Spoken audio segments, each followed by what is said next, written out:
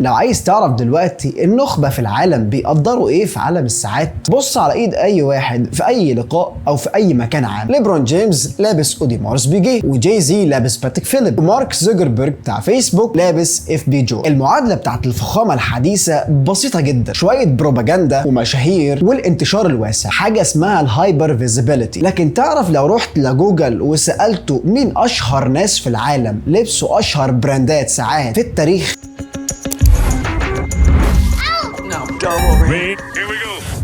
جوجل هيديك شخصيات زي مثلا نابليون بونابرت والملك جورج الثالث وكمان سير وينستون تشرشل. فخليني ابدا معاك واقول لك اهلا بيك في عالم بريجي، الاسم الاهم في تاريخ عالم الساعات الميكانيكيه او الهورولوجي، واللي بيعاني دلوقتي في سوق الساعات اللاتشري بازمه اسمها البلايند سبوت، ان البراند ده مش متشاف او مش معمول له شو اوف زي بقيه البراندات. وبحسب تقارير ساعات مورجان ستانلي السنويه، بريجي للاسف عملت اختفاء مرعب، نزلت من التصنيف العالمي من رقم 17 سنه 2017 للمركز ال 28 في الليسته سنه 2023. وهنا خليني اقول لك لو ما تعرفنيش واول مره تشوفني، انا معتز وبحب الساعات، ودي قناه يانج سير، وتعالى اكلمك في الفيديو ده على بريجي وليه مهم اصلا تتفرج على الفيديو ده.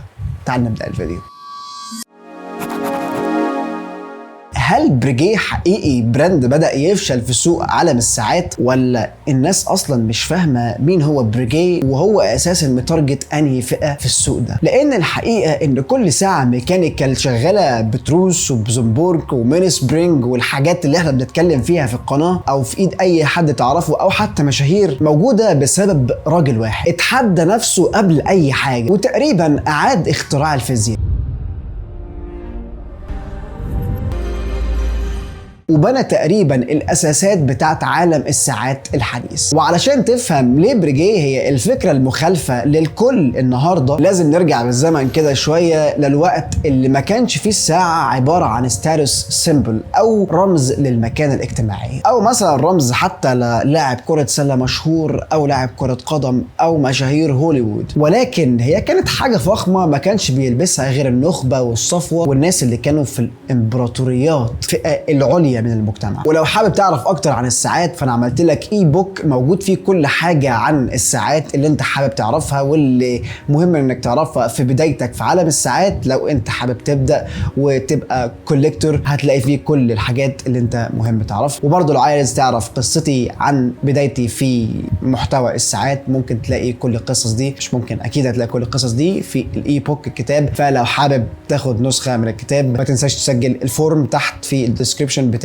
الفيديو. اول ما الكتاب يجهز باذن الله من الكتابه هيجيلك ايميل بان الكتاب جاهز تقدر تحمله عندك باذن الله. سنه 1775 باريس هي كانت مركز الموضه العالمي، بس عالم صناعه الساعات كان في الماضي وما كانش فيه اي تطور باين عليه مواكب الموضه اللي ماشيه. كان ساعتها موجود ساعات الجيب اللي بتتحط في البوكت او الجيب بتاع الجاكيت او المعطف، وللاسف ساعات الجيب ساعتها كان سمكها تخين حبتين، وطبعا دي ما كانتش حاجه مناسبه خالص بالنسبه للإليت او الصفوه علشان الساعات مش لايقه مع الموضه الجديده اللي ظاهره في باريس. ولو انت راجل ارستقراطي موجود وبتروح وليك السلطه انك تدخل مثلا قصر فرساي ساعتها، ان يكون طبعا معاك ساعه ضخمه او جيب وتكون سمكها تخين كده وتحطها في السديري او اللبس اللي انت تكون لابسه، هتبوظ لك اليونيفورم كله وشكله هيكون بايخ. وهنا يظهر بطل الروايه والقصه كلها اللي بنتكلم عنها في الفيديو ده، ابراهام لوي بريجي. وبدراسته للرياضه تحت افضل عقول المدربين في فرنسا، بريجي بيفهم انه عشان يظبط الساعه لازم يظبط البنيه الهندسيه او الاركتكتشر، فبيتبنى فكره ثوريه ابتكرها استاذه جان انطوان ليبن. والنتيجه ساعتها هي كانت ساعه جيب رفيعه بشكل مش طبيعي، اتحولت من اداه عمليه مكلكعه لحاجه التيميت في الويلث او اللاتشري، يعني حاجه فخمه جدا بالنسبه للصفوه ساعتها. ولكن بريجي علشان هو كان شخص طموح ما وقفش عند التطوير وان هو بس يعمل كيس او العلبه بتاعت الساعه تكون رفيعه وبس، لكن هو راح بص على الدايل بتاع الساعه المينا، لقى المينا ان المنافسين والمينا اللي موجودين في الساعه كالساعات اللي موجوده في السوق، ان المينا هي عباره عن ارقام وشويه ستايل كده زحمه مش مريحه على العين. فبيعيد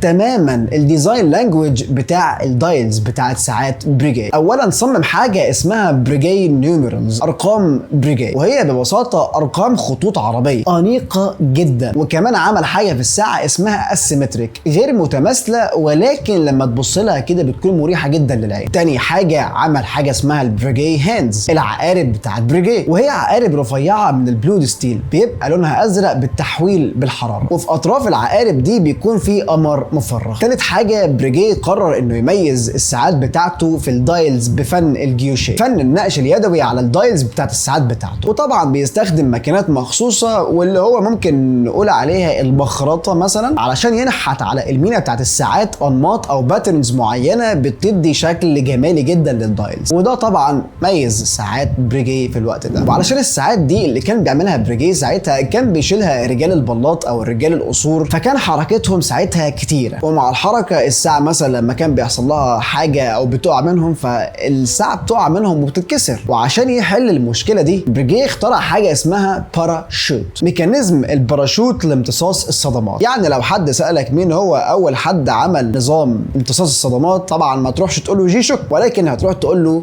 بريجي. وعلشان يثبت ده للكل بريجي رمى ساعته المشهوره قدام الكل على الارض، قدام قاعه كانت مليانه كلها ارستقراطيين، ووقتها نزل يشيل الساعه ويوريها للناس تاني ان الساعه شغاله تماما ومفيش فيها اي عيب نهائي. وكمان هو اللي طور نظام البربيتشوال، وهو نظام تعبئه القائم مع حركه الجسم بيستخدم وزن عامل زي البندول، وتقيل مصنوع من البلاتينيوم ومتامن بسوسته داخليه. وغير كده ان بريجي حقق انه يوصل باور ريزيرف للساعه يوصل لغايه 60 ساعه، وده طبعا كان اعجاز انه يحصل في اواخر القرن ال18. ابراهام لوي بريجي سيطر رسميا على البلاط الفرنسي، وكانت زبونته الاولى والاساسيه هي ملكه فرنسيه مهووسه جدا بالساعات اسمها ماري انطوانيت. بس في نفس الوقت اللي بريجي بيوصل فيه للفن والاتقان المطلق في صنعته، العالم حواليه بدا يولع.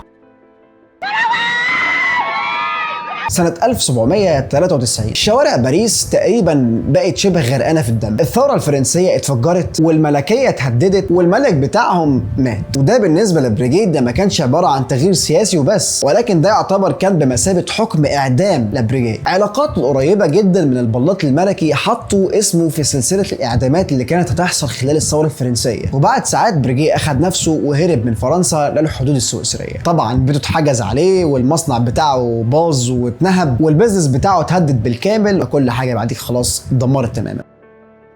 بالنسبه لبريجي هو لما راح المنفى في سويسرا فهو كان متجرد من كل حاجه، وسنه تقريبا ساعتها كان 46 سنه. فانت لو في موقفه طبيعي هتقول لنفسك ايه؟ هتقول لنفسك خلاص انا بقيت 46 سنه وعملت حاجات كتير وانجازات كبيره وكنت شغال في البلاط الملكي الفرنسي، مش محتاج حاجه تانية زياده، فخلاص خلينا بقى ايه نكمل بقيه السنين في ان احنا نعيش حياتنا طبيعي وفي سلام. ولكن بريجي اتعامل مع الحدث ده كانه منحه، وقعد سنين في المنفى بتاعه بسويسرا يقعد يعمل سكتشات او رسومات هندسيه هتغير مجرى التاريخ بالكامل بالنسبه للي كان بيعمله في الفتره دي. ولما الحرب هديت ورجع اخيرا لباريس سنه 1795 ما فتحش محله بس، ولكن تصدم العالم بماستر بيس، تحفة هندسية ميكانيكية كانت طالعة زي الخيال العلمي في القرن ال18، وهي ساعة السيمباثيك كلوك. هي كانت عبارة عن الماستر كلوك، دقيقة جدا وليها حاجة اسمها المارن ديتنت، وعلى راس الماستر كلوك دي موجود في حاجة اسمها كرادل. ولو عندك الساعة دي وكنت بترجع مثلا البيت بالليل بتحط ساعة بريجيت تانية اللي هي البوكيت ووتش على الكرادل بتاع الماستر كلوك الموجودة في البيت، وبالليل ومن غير أي تدخل بشري بيحصل إن الماستر كلوك بتشحن الساعة بتاعت بريجيت تانية اللي هي البوكيت ووتش اللي بتكون حطتها في الكرادل بتاعه الماستر كلوك. والبوكيت ووتش اللي بتحطها في الكرادل بتاعه الساعه الكبيره بتبدا تظبط التوقيت، وكمان بتعمل لك شحن للساعه نفسها. خليني اقول لك ان بريجي بيفهم ان العالم ما بعد الثوره تغير، الارستقراطيه القديمه اللي كانت اصلا بتتاخر في الدفع خلاص راحت عليه، ودلوقتي هو محتاج راس مال او سيوله تانية علشان يبدا البيزنس بتاعه من اول وجديد. وعلشان يحل المشكله دي فاخترع حاجه اسمها اسمها السبسكريبشن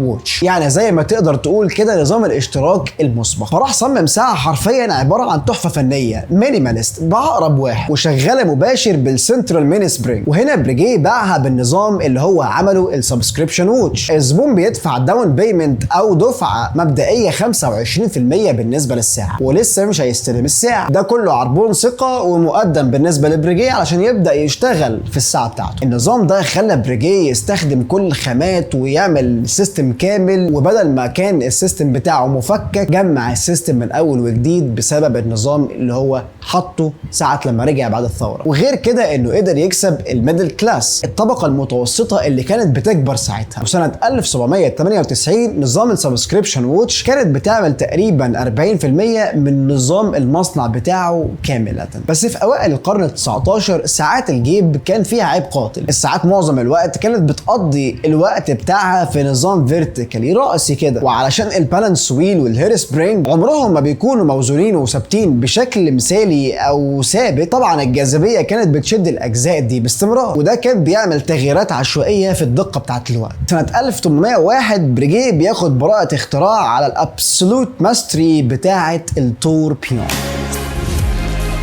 بريجيه قال لك طب ليه انا ما اخدش نظام الحركه كله بيكون موجود في الساعه واحطه على قطعه واحده؟ فراح عمل ايه؟ راح اخد البالانس ويل والهير سبرينج والاسكيبمنت وبيحطهم كلهم كده جوه مكان خفيف جدا بيلف باستمرار على المحور بتاعه كل 4 أو 5 دقائق. طبعا اللي خلى بريجيه انه ياخد براءه اختراع على التوربيون اللي اتعمل ده علشان هو عمله عشان يحل مشكله الجاذبيه اللي كانت بتكون في نظام الرأسي لما تحط البوكيت ووتش في الجاكيت بتاعك، فكان بيحصل خلل في دقه الوقت يوميا. فالتوربيون حل المشكله دي وكانت فكره بريجيه. بعد كده بريجيه بيدخل على الهير سبرينج والفلات سبرينجز. عارف انت لما تبص على الهير سبرينج بتاع الساعه اللي موجود جوه اللي هو السلك اللي بيكون ملفوف حوالين البالانس ويل ده، السلك اللي داير جوه ده اخره في حته كده ملويه وطالعه لفوق. بريجيه هو عمل اللفه اللي طالعه لفوق دي علشان يعمل حاجه اسمها ايزوكرونيزم، تساوي الزمن ومقاومه ضعف الباور. وده معناه ان الساعه بتشتغل بسرعات مختلفه على حسب في باور قد ايه باقي في الميني سبرينج. وبعد كده بيظهر شويه مشاكل مع بريجيه تانية على الاحتكاك اللي بيكون موجود في المكنه بتاعت الساعه. زيوت الساعات اللي كانوا بيستخدموها في القرن ال18 وال19 كانت زيوت بدائيه ومستخرجه من دهون الحيوانات، فكانت بتاكسد وبتنشف بسرعه جوه الموفمنت بتاعت الساعه. فبريجيه كان حلمه انه يعمل منظم حركه حاجه اسمها اويل فري كده خاليه من الزيوت. صمم حاجه اسمها نظام الدفع المزدوج دبل امبولس، بيستخدم فيه 2 سكيب ويل شغالين مع بعض وعكس بعض، فبينقلوا الطاقه مباشر للبالانس ويل من غير اي احتكاك نهائي ومن غير اي خساره جدا في الطاقه، بل بالعكس اي دايره فيهم لو بيحصل فيها خلل الدايره الثانيه بتساعدها على ان هي ترجع الخلل دي ويمشوا مع بعض بشكل مظبوط تاني. كل الاختراعات اللي انت شايفها دي وكسرت الدنيا اتجمعت في ساعه واحده اسطوريه خلصت سنه 1809، والساعه دي هي توربيون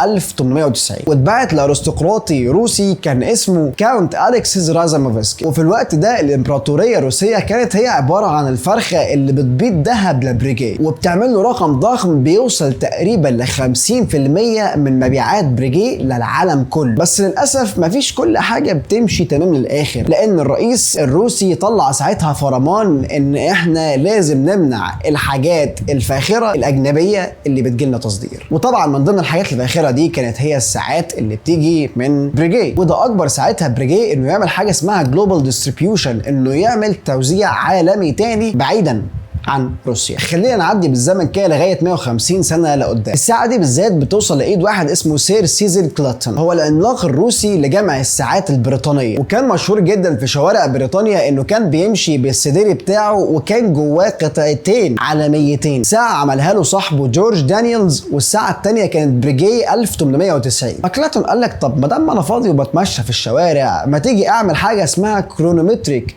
تيست. هو عباره عن اختبار صادم بيتعمل للساعات علشان يشوف دقه الساعات دي في الاخر هتوصل معاه لفين. والاختبار ده صار لدرجه ان المده بتاعت الاختبار هي عباره عن 16 يوم على الساعه، وطبعا الساعه عمرها عدى 150 سنه، فخلينا نشوف الساعه هتعمل معانا ايه. وبعد ما عمل الاختبار ده على الساعه شاف ان الديلي ديفيشن او الانحراف في التوقيت بالنسبه للساعه دي واللي عدى عليها 150 سنه هو ماينس او بلس 3 ثواني بس في اليوم. والقصه بتبقى احلى كمان لما فرانسوا بول جورن اللي يعتبر اهم واكبر ووتش ميكر في عالم الساعات عايش معانا لغايه دلوقتي، كان مجرد صبي عنده 19 سنه عايش في باريس. سير سيزر كلوتون خلاه يدخل الورشه بنفسه ويمسك الساعه بتاعت بريجيه 1890، والتجربه دي بنفسها خلت ان بريجيه يغير نظرته تماما في عالم الهندسه وفي عالم الهندسه الميكانيكيه في الساعات بالذات. وفي نوفمبر اللي فات ده على طول الساعه دي نزلت بمزاد، ولحسن حظ فرانسوا بول جورن راح اشترى الساعه دي من المزاد $1,088,000 وعلشان تتحط في الاخر كماستر بيس او قطعه فنيه في المتحف بتاع باتريموني. وفي الوقت اللي كان بريجيه بيلعب في عالم الساعات والميكانيكا واللي كسر فيه عالم دقه الساعات واللي بيسموه الكرونوميتريك، لا رجال النخبه في العالم، كان شغال في صمت علشان يعمل منتجات مختلفه، والمنتجات اللي كان شغال عليها هي منتجات للستات اللي كانوا بيديروا قصور اوروبا. في 1810 اخت نابليون اسمها كارولين مورات ملكه نابولي طلبت طلب غريب ومثير من كوا دي لوروجي. كانت عايزه ساعه تكون هايلي كومبليكيتد، معقده بالكامل، بس ما كانتش عايزاها بوكيت ووتش، كانت عايزاها تتلبس على معصم الايد. الساعه دي اتصممت سنه 1812 وكان اسمها بريجيه 2639، وهي الساعه اللي بيعتبرها المؤرخين ان هي اول ساعه ريست ووتش اتعملت في التاريخ. كانت ساعه على شكل اوبلونج وكمان فيها الميكانيزم بتاع المينيت ريبيتر، وكمان الاستراب بتاع الساعه ده معمول من خيوط رفيعه من الذهب، وكمان من ضمن التعقيدات اللي موجوده فيها موجود ترمومتر. الساعه دي كسرت قالب ساعات الجيب تماما وبقت هي البلو برنت لكل الساعات الريست ووتش اللي هتيجي قدام في الخط بتاع ساعات بريجيه اللي مخصص للسيدات، واللاين ده اسمه رين دي نابلس. بس خليني اقول لك ان كل اللي اتكلمنا عنه ده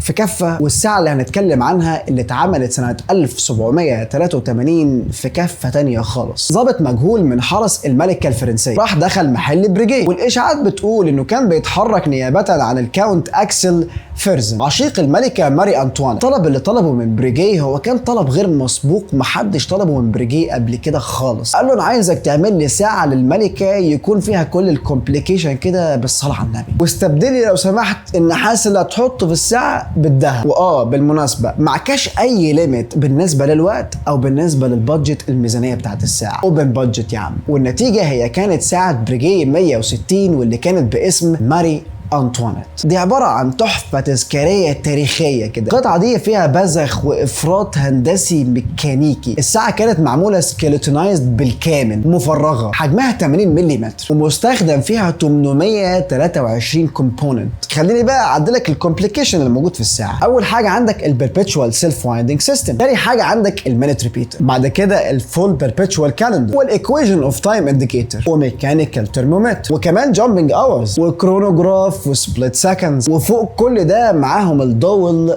باراشوت سيستم. انت متخيل احنا عندنا كام كومبليكيشن موجوده في ساعه ماري انطوانيت 160؟ 9 كومبليكيشن موجودين في ساعه واحده. بس خليني اقول لك ان المفاجاه ان ولا ماري انطوانيت ولا اصلا بريجيه ولا حتى اللي راح طلب الساعه من بريجيه شافوا الساعه دي وهم عايشين للاسف، لان الساعه دي اخد وقتها 44 سنه علشان يتم اكتمالها، واللي كملها ابن بريجيه بعده سنه 1827. الساعة اتحولت لأثر تاريخي ووصلت في الآخر لمجموعة ديفيد سولومونز في معهد L.A. ماير للفن الإسلامي في القدس. وفي سنة 1983 القصة بتاخد مسار منحرف شوية. حرامي دولي مشهور اسمه لون ديلر عمل عملية سرقة كبرى منظمة وعبقرية، ودخل المتحف وسرق 106 ساعة تاريخية ملهمش تمن ولا ليهم مثيل. ويطلع منهم أنهي ساعة؟ ساعة ماري أنطوانيت. ولغاية 30 سنة تقريبا ساعة ماري أنطوانيت فضلت مختفية تماما. في سنة 2004 على أساس إن خلاص استسلموا وإن التحفة الأصلية بتاعت بريجيه 160 ضاعت للأبد واختفت ومش ترجع تاني، رئيس ووتش جروب نيكولاس هايك طلع قرار جريء كده حبتين. قال للواتش ميكرز اللي كانوا موجودين في شركة بريجيه إن إحنا عايزين نعمل نفس القطعة من بريجيه 160 فلولس من غير أي أخطاء تماما وتكون ايدنتيكال مطابقة لنفس المواصفات لنفس الساعة اللي ضاعت. وبالفعل عملوها وخلوا الريفرنس بتاعها 1160. سنة 2013 في نفس الوقت اللي كانوا الواتش ميكرز بيقفلوا اخر التعديلات والتاتشات واللمسات الاخيرة في الساعة اللي كانوا شغالين عليها، الحرامي اللي كان سرق 106 ساعة اللي اسمه نوم ديلر مات. وللاسف هنا بيجي دور الستات، ومراته حاولت تبيع الساعات اللي هو سرقها بعد ما مات، فجت بلاغات للشرطة ورجعوا الكوليكشن اللي اتسرق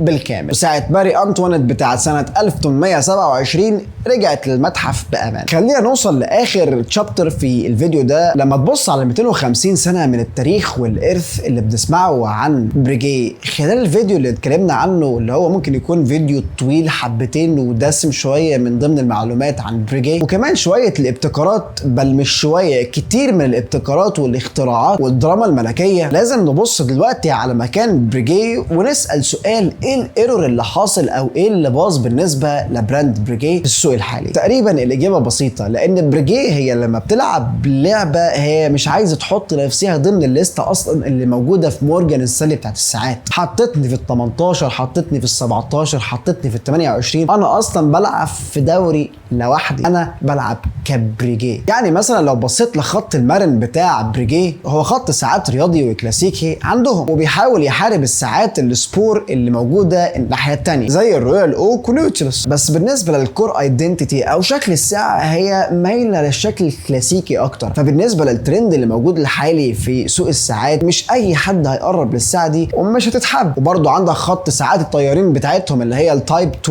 هي جميلة وحلوة بس برضو مش قادرة تشد الجمهور اللي موجود دلوقتي، لان الجمهور اللي موجود دلوقتي هو بيمشي ورا الهايب، بيمشي ورا الترند. مين اللي بيشتري ايه فاحنا عايزين نشتري زيه، مين المشهور لابس ايه فاحنا عايزين نلبس زيه. وللاسف بريجيه مش ماشيه في الطريق ده. خليني اقول لك ان فكر الشركات زي مثلا سويتش جروب بيبقى هدفها ان هي تعمل سكيل، توسع وزياده في الحجم والانتاج بتاعها. وطبعا عشان يعمل حاجه زي كده فبيجري ورا الترندات والموضه والفاشن وكل حاجه بتاثر في المبيعات علشان يقدر يبيع اكبر كميه هو قادر يعملها. من ضمن الاراء اللي موجوده على المصادر وناس كتير بتقول ان مش شرط بريجيه ان هي تمشي ورا الموضه وتروح تصنع 20,000 ساعه في السنه، لكن بدل ده بريجيه المفروض تعمل حاجه اسمها بوزيتيف ديكلاين او هبوط ايجابي. يعني زي ما تقول كده هي تسحب اللي موجود في السوق وتقل انتاجها تماما وتعطشه، او تعمل حاجه اسمها سكارسيتي زي ما بتلعبها رولكس، تعمل حاجه اسمها ندره. يعني بالعربي بريجيه محتاجه ان هي تصغر وتقلل الانتاج بتاعها بمزاجها، ويوصل مثلا الانتاج بتاعها بدل ما هي بتعمل انتاج 20,000 سنوي يوصل لغايه مثلا 5000 قطعه او 500 قطعه حتى سنويا. بيتهيألي بريجيه حاليا المفروض يعملوه ان هم ما ينسوش الارث او التاريخ بتاعهم من القرن 18، بس في نفس الوقت ما ينفعش يفضلوا على فكره ان احنا عندنا التاريخ فبنعمل اللي احنا عايزينه او بنعمل الانتاج اللي احنا عايزينه بالرقم اللي احنا عايزينه فكده كده هنبيع. ده سياسه غلط، مش انا طبعا اللي اعدل على الشركات، ولكن دي المصادر هي اللي بتقول، وانا بتفق برضو في الاول وفي الاخر مع المصادر هي بتقول ايه. وطبعا كل فئه لازم تخاطب الجمهور بتاعها بشكل معين. يعني انت بتتكلم على بريجيه ان هي فئه حاجه توب لاتشري تير، فانت لازم تناقش الفئه بتاعتها بالنسبه للجمهور بشكل ما. هم عايزين يحبوا الندره، فانت ما تروحش تصنع لي 20,000 ساعه في السنه. والغريب ان براند بريجيه اصلا عارف يعمل كده. يعني عندك مثلا بريجيه من كام سنه عملت ساعه اكسبيرمنتال هاي فريكوينسي وفيها ماجنتيك اسكيبمنت، عملوا تقريبا اللي محدش عمله وحطوا كمان جواها 2 مغناطيس. وعلشان كل الاجزاء اللي موجوده في الساعه مصنوعه من السيليكون، الساعه محميه بالكامل ضد النظام المغناطيسي، وطلعت نتائج وكسرت الارقام القياسيه في الاختبارات بتاعه الانترناشونال كرونومتري. لازم بريجيه تحط نفسيها في طريق مختلف عن كل ده وتميز نفسيها بشكل ما وبشكل ابتكاري ومبدع علشان ترجع وتبان وتظهر تاني اكتر. فسؤالي ليك في الاخر، اول حاجه هل كنت تعرف بريجيه وهل كنت تعرف كل القصص اللي اتكلمنا عنها في الفيديو ده وكل الاختراعات اللي تمت، وهل اصلا كنت تعرف ابراهام لوي بريجيه نفسه اللي عمل كل القصه دي كلها ولا لا؟ ولو ما كنتش تعرف القصه دي ايه اللي عجبك فيها؟ ولو عارفها وانا في حاجه فاتتني في القصه قول لنا عنها في التعليقات تحت عشان يكون عندنا علم بيها. اتمنى اعرف رايك على الفيديو، ولو في اي حاجه ممكن تحسن في المحتوى ما تنساش تقولها لي في التعليقات عشان ده بيكبرنا وبيكبر مجتمعنا في حب الساعات. انا معتز وبحب الساعات، واتمنى انك تدعمنا بلايك وتشترك في القناه علشان ده بيساعدنا ان احنا نستمر في عمل الفيديوهات دي. عشان تدعمني برضو ممكن تشتري الاي بوك اللي ان شاء الله هكمل في كتابته بانك تملى الفورم تحت وتسجل عشان يجي لك الكتاب اول ما يتم الكتابه. خلصوا يعني، واشوفك الفيديو الجاي. سلام.